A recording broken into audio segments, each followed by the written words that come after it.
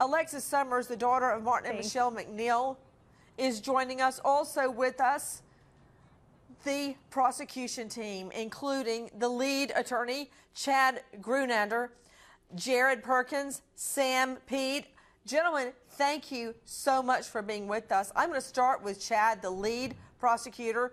Gentlemen, we were all on pins and needles throughout the whole trial because not that I ever had any doubt in the evidence or in your capabilities. You've got an excellent reputation. It's just that after O.J. Simpson, after Tot Mom, after so many other cases, after the jury and Jodi Arias deadlocked at sentencing, it doesn't seem to matter how clear the evidence is sometimes. I want to hear your thoughts going into this trial and your reaction, Chad, when you heard guilty announced in that courtroom. You know, our thoughts going into the trial is we acknowledged from the outset that there would be some pretty significant challenges in this case.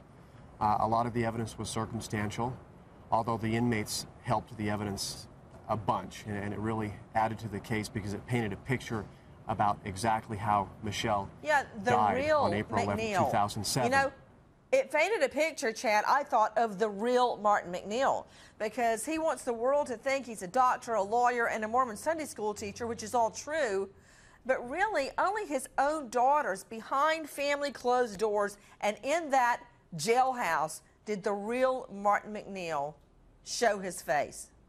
They knew him like nobody else did, other than his daughters. They did, and I think, you know, his actions speak louder than words. His actions are what really tell the story about who this man is.